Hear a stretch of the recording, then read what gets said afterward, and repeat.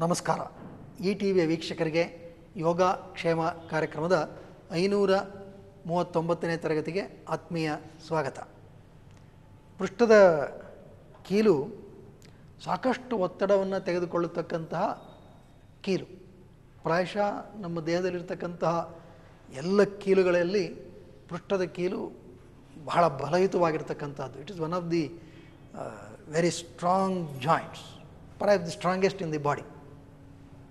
ಈ ಕೀಲಿಗೆ ನಾವು ಚಲನೆಯನ್ನು ಕೊಡಬೇಕಾದ್ರೆ ಅದರ ಸುತ್ತಲಿರ್ತಕ್ಕಂತಹ ಸ್ನಾಯು ಸಮೂಹ ಸಹ ಭಾಳ ಮುಖ್ಯ ಆಗುತ್ತೆ.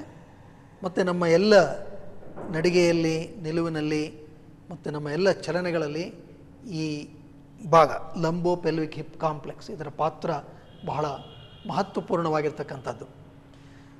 ಈಗ ಈ ಪೃಷ್ಠದ ಕೀಲಿಗೆ ಪಾರ್ಶ್ವಚಲನೆಯನ್ನು ಇನ್ನೂ ಹೆಚ್ಚಿನ ರೀತಿಯಲ್ಲಿ ಕೊಡೋದಕ್ಕೆ ನಾವು ಒಂದು ಕುರ್ಚಿಯನ್ನು ಬಳಸ್ತಾ ಇದ್ದೀವಿ. ಮತ್ತು ಜಸ್ಟ್ ಫಾರ್ ಸ್ಟೆಬಿಲಿಟಿ ಮುಂದುಗಡೆ ಒಂದು ಕುರ್ಚಿಯನ್ನು ಇಟ್ಕೊಳ್ಳಿ. You can hold one more chair just to feel stable, safe. ಇದು ಸಹ ಮುಖ್ಯ. ಈಗ ನಿಧಾನವಾಗಿ ಬಲಗಾಲನ್ನು ಮೇಲಕ್ಕೆತ್ತಿ ಬಲ ಪಾದದ ಕೀಲು ಈ ಕುರ್ಚಿಯ ಮೇಲ್ಭಾಗದಲ್ಲಿ ವಿರಮಿಸಬೇಕು. ಹಿಮ್ಮಡಿಯನ್ನು ಚಾಚಿ ಎದೆ ಮಧ್ಯಭಾಗ ಮೇಲಕ್ಕೆ. Turn the pelvic rim. ಪೃಷ್ಠದ ಭಾಗವನ್ನು ಚಾಚ್ತಾ ಇರಬೇಕು. ಈ ಬೋಗುಣಿಯ ಪ್ರದೇಶ ಸಾಧ್ಯವಾದಷ್ಟು ಸಮವಾಗಿ ಇರಿಸ್ಕೊಂಡಿರಬೇಕು. ಎದೆ ಮಧ್ಯಭಾಗ ಮೇಲಕ್ಕೆ. ಒಳಗ್ತು. ಈ ಕುರ್ಚಿಯನ್ನು ಇಟ್ಕೊಂಡ್ರಿಂದ ನಮಗೆ ಒಂದು ಹೆಚ್ಚಿನ ಸ್ಥಿರತೆ ಸಿಗುತ್ತೆ. ಹೆಚ್ಚು ಕಾಲ ಈ ಒಂದು ಆಸನದಲ್ಲಿ ವಿರಮಿಸೋದಕ್ಕೆ ಸಾಧ್ಯ ಆಗುತ್ತೆ. ಇಲ್ಲಿ ಮತ್ತೆ ಈ ಎಲ್ಲ ಸಮರೂಪತೆಗಳನ್ನು ಗಮನಿಸಬೇಕು. ಜೊತೆಗೆ ಬಲತೊಡೆಯ ಮೂಲ ಭಾಗವನ್ನು ಕೆಳಕ್ಕೆ ತಳ್ಳಿ ಈ ಸೊಂಟದ ಭಾಗವನ್ನು ಮೇಲಕ್ಕೆ ಚಾಚ್ತಾ ಇರಬೇಕು. ಆಗ ಈ ಪೃಷ್ಠದ ಕೀಲಿನ ಭಾಗ ಮತ್ತು ಈ ಸೊಂಟದ ಭಾಗ ಮತ್ತು ಬೋಗುಣಿಯ ಪ್ರದೇಶದ ವ್ಯವಸ್ಥೆ ಇವೆಲ್ಲವೂ ಸಚೇತನವಾಗುತ್ತೆ. ಹಿಮ್ಮಡಿಯನ್ನು ಚಾಚ್ತಾ ಇರಬೇಕು, ಕಾಲು ನೇರ. ಈಗ ನಿಧಾನವಾಗಿ ಬಲಗಾಲನ್ನು ಕೆಳಕ್ಕೆ ತೆಗೆದುಕೊಳ್ಳಿ. ಎಡಬದಿಯಲ್ಲಿ ಇದನ್ನು ಪುನರಾವರ್ತಿಸಬೇಕು.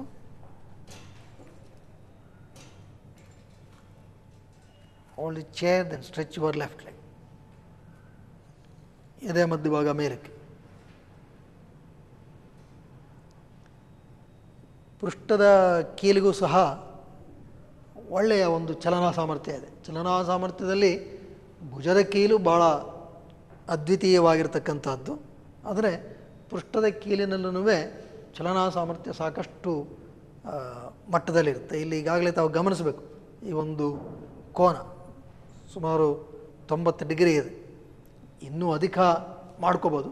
ಒಳ್ಳೆಯ ಅಭ್ಯಾಸವನ್ನು ಮಾಡ್ತಾ ಹೋದರೆ ಆ ಚಲನೆಯನ್ನು ಸಾಕಷ್ಟು ಮಾಡ್ಕೋಬೋದು. ಆದರೆ ಕನಿಷ್ಠ ಪಕ್ಷ ಇಷ್ಟು ಮಟ್ಟದ ಒಂದು ಚಲನೆಯನ್ನು ನಾವು ಪಡೆದುಕೊಳ್ಳೋದಕ್ಕೆ ಮತ್ತು ಅದನ್ನು ಕಾಪಾಡಿಕೊಳ್ಳೋದಕ್ಕೆ ಪ್ರಯತ್ನ ಪಟ್ಟರೆ ಅದು ಈ ಲಂಬೋ ಪೆಲ್ವಿಕ್ ಹಿಪ್ ಕಾಂಪ್ಲೆಕ್ಸ್ ಅಲ್ಲಿರ್ತಕ್ಕಂತಹ ಅನೇಕ ಸ್ನಾಯು ವ್ಯವಸ್ಥೆಯನ್ನು ಸಾಕಷ್ಟು ಆರೋಗ್ಯಕರ ಮಟ್ಟದಲ್ಲಿ ಇಟ್ಕೊಳ್ಳೋದಕ್ಕೆ ಅನುವು ಮಾಡಿಕೊಡುತ್ತೆ. ಈ ಒಂದು ಸ್ಥಿತಿಯಲ್ಲಿ ಸುಮಾರು 30 ಸೆಕೆಂಡ್ಗಳಷ್ಟು ಕಾಲ ವಿರಮಿಸಬೇಕು. ಮಂಡಿಯ ಚಿಪ್ಪನ್ನು ಎಳಿತಾ ಇರಬೇಕು. ಈಗ ಎಡಗಾಲನ್ನು ಕೆಳಕ್ಕೆ ತೆಗೆದುಕೊಳ್ಳಿ. ಮತ್ತೊಮ್ಮೆ ಪುನರಾವರ್ತಿಸಿ.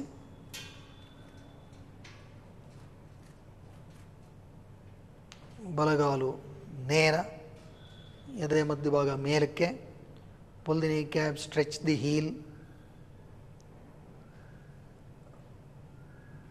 ಮತ್ತು ಈ ಎತ್ತರವನ್ನು ಮಾತ್ರ ನಾವು ನಮ್ಮ ಚಲನೆಯ ಆ ಪ್ರಮಾಣವನ್ನು ಗುರುತಿಸ್ಕೊಂಡು ಮಾಡಬೇಕು.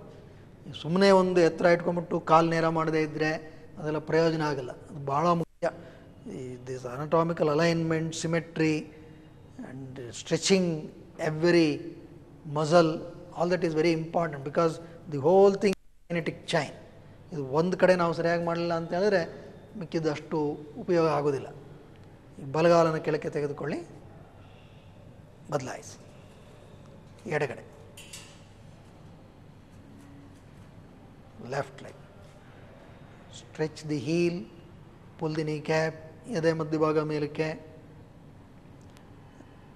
ಇದೂ ಬೆನ್ನುಗಂಬದ ಅಂತ ಹೇಳಿದ್ರೆ ಸೊಂಟದ ಭಾಗದ ಸ್ನಾಯುಗಳಿಗೆ ಒಳ್ಳೆಯ ಚಲನೆಯನ್ನು ಕೊಡುತ್ತೆ. ಮತ್ತು ತೊಡೆಯ ಸ್ನಾಯುಗಳು, ವಿಶೇಷವಾಗಿ ಪಾರ್ಶ್ವದ ಚಲನೆಯನ್ನು ದೊರಕಿಸ್ತಕ್ಕಂತಹ ಸ್ನಾಯು ಸಮೂಹ, ಇವುಗಳಿಗೆಲ್ಲ ಇದು ಬಹಳ ಉಪಯುಕ್ತವಾಗಿರ್ತಕ್ಕಂಥದ್ದು. ಸುಮಾರು 30 ಸೆಕೆಂಡ್ಗಳು ಇಲ್ಲಿ ವಿರಮಿಸ್ಬೋದು. ಯಾಕೆಂದರೆ ಇಲ್ಲಿ ಒಂದು ಕುರ್ಚಿಯನ್ನು ಇಟ್ಕೊಂಡಿರೋದ್ರಿಂದ ಸ್ಥಿರತೆಯ ದೃಷ್ಟಿಯಿಂದ ಸಹ ಅದು ಅಪೇಕ್ಷಣೀಯ. ಈಗ ನಿಧಾನವಾಗಿ ಎಡಗಾಲನ್ನು ಕೆಳಕ್ಕೆ ತೆಗೆದುಕೊಳ್ಳಿ, ತಾಡಾಸನದಲ್ಲಿ ನಿಂತ್ಕೊಳ್ಳಿ. ಸುಪ್ರಭಾತ.